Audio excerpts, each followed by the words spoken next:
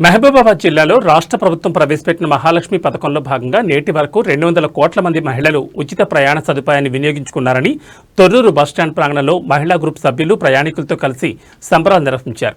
ఈ సందర్భంగా depot manager Padmavati మాట్లాడుతూ తొర్రూరు డిపో పరిధిలో 1,50,00,000 మంది మహిళలు ఉచిత బస్సు ప్రయాణం చేసి 81 కోట్ల రూపాయలను మిగిల్చుకున్నారన్నారు.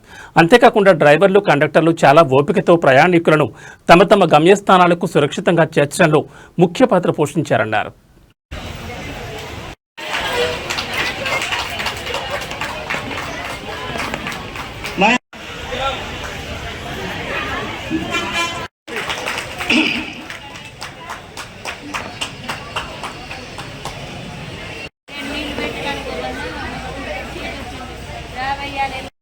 సంస్థ ద్వారా బస్సుల ద్వారా గట్టిగా చప్పట్లు కొట్టాలి. అదేవిధంగా స్వరూప హోటల్ మేనేజ్మెంట్ లో పనిచేస్తుంది.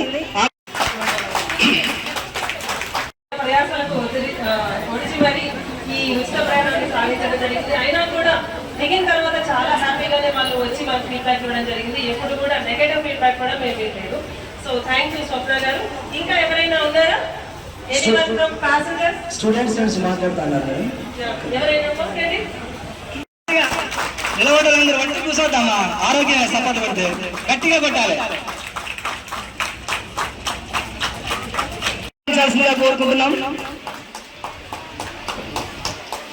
మేడం గారి చేతుల మీద కొట్టాలందరూ.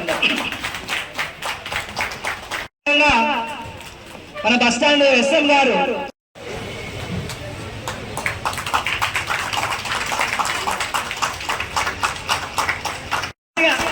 నిలబడాలందరూ వంటి కూర్చోద్దామా, ఆరోగ్యంగా సపోర్ట్ పడితే గట్టిగా కొట్టాలి.